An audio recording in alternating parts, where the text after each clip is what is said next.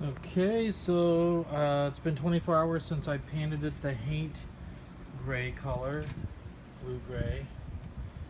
And now I'm going to do the next step, which is to take my rotary sander, and this is a fresh 150 grit circle, and I'm going to try to remove as much of the paint as possible, leaving a little bit behind. And also try to smooth a little bit of the grain on the wood, especially at the back of the neck.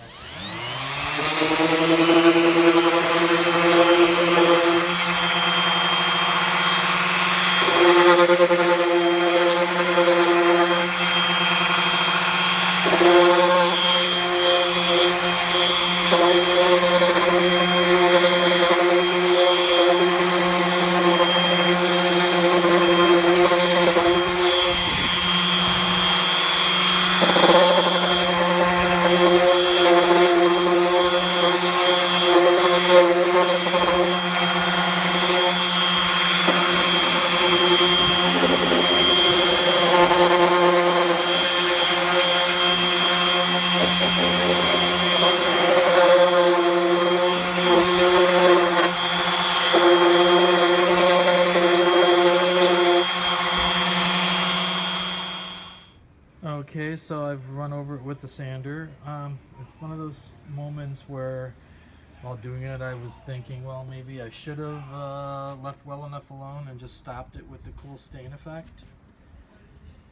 But I'm going to go over it a couple times with a couple of different washes. I'm going to do a brown wash, which hopefully will kind of restain some of the vinegar stain that got knocked back.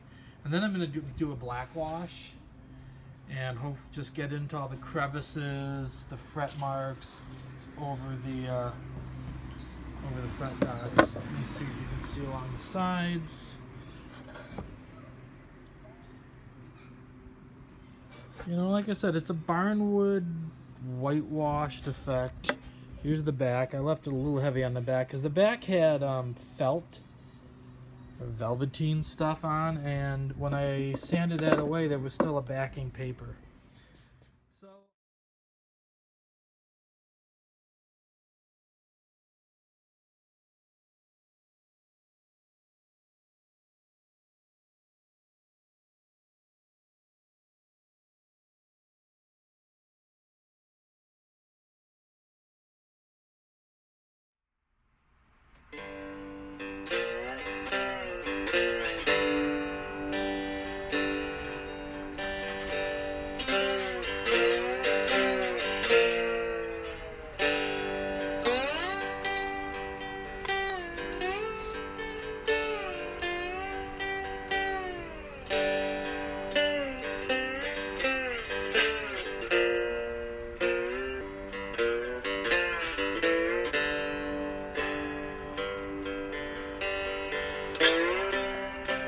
sander and removing as much of the excess paint as I could. I then did several washes with both black and brown paint, working all over it. I lost count, probably 7 or 8 washes, and then wiping areas off and everything. So you should see there's a lot of cool dark details. I'm not totally happy. I think at least on the front I lost way more of the gray paint that I wanted. So I'm going to do a dry brush. If you're not familiar with it, it's another weathering modeling technique where you take a brush, and it's literally the opposite of a wash. You take a brush and like a wad of paper towel, and you put the barest amount of paint on your brush, and then dab as much of it, even more off as possible, onto the paper towel. And you take that brush and you just lightly go over everything. And what's going to happen is it's only going to hit the highest parts. So I'm going to do a dry brush with more of that Haint Blue gray. And then I'm going to knock it back with probably one more wash, because I don't want it to look like this has got a nice worn color to it. So I don't want bright on top of it. So I'm just going to do a light dry brush to get a few more spots in some of the grain up here maybe.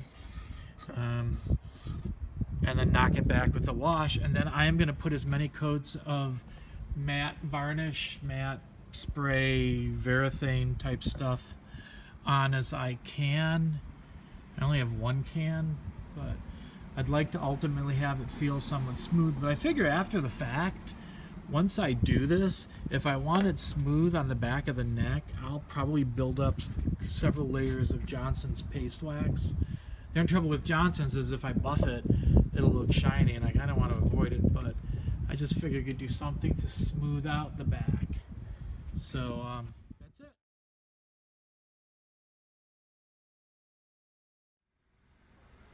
I'm gonna start the dry brushing. I thought I'd do a little bit in case people aren't familiar. So what I've got here is the paint, but I'm just taking it off the paint can lid because I'm not going to use very much of it. I have just a paper towel on my knee area that I'm just going to tap off. And I have a cheap Chinese chip brush, you know, these really 50-cent brushes from any hardware store. But if you notice, what I did is I cut it down to about 1 inch of the hair. Like I said, I don't want a lot of motion. I'm just going to lightly brush across the surface. And I'm not sure if I'm going to go against the grain or with the grain or both. The direction you go determines how much you pick up. And there's grain here that I do really want to get. So I may do a light pass across and then decide. So I'm not going to videotape the whole thing, but basically you go and you go pop. Just got the barest amount of paint on here. See, it's more than I want. And I'm tapping it off on my knee, trying to get it really literally almost dry. And then I'm just going to go across now. Yeah, I'm going to go this way, I think, because it is giving just a little bit. It's always awkward the first couple of strokes you dry brush. I guess I can do both. And I also want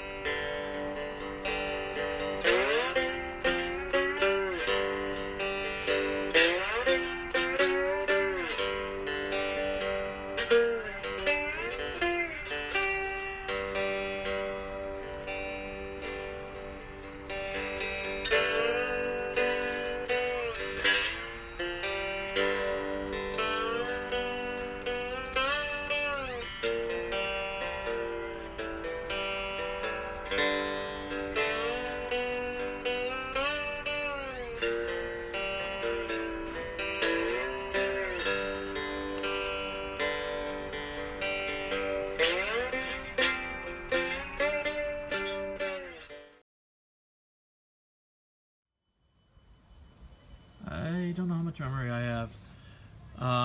What I'm doing now is I am weathering the hardware, and I wasn't able to videotape or photograph it due to memory issues, but I took all the metal and I made I gave it an undercoating of rust, and what I did was I mixed up some rust-colored paint, which was orange and ultramarine blue, and I also mixed up various shades of browns and little bits of red, and using some sponge bits I just dolloped over everything. And then while the paint was wet, I took a trick that I just learned from car modelers, and I sprinkled cinnamon, yes, little brown fuzzy powder of the spice, and to it, and let it dry, and that kind of gives that granularity of rust, and it's rust colored. And after everything had dried, I hit it all that with some matte clear liquid varnish or lacquer,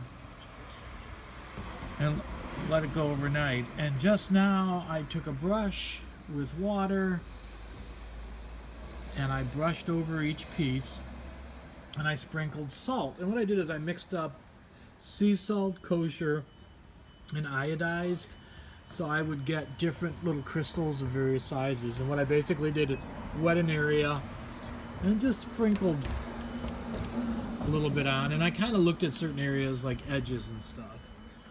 So I'm letting that dry, and what I'm going to do next is spray paint it matte black. And once the paint dries, I am going to then brush off the salt, which will reveal the rust underside, and it should give this sort of mottled black and rust look about things.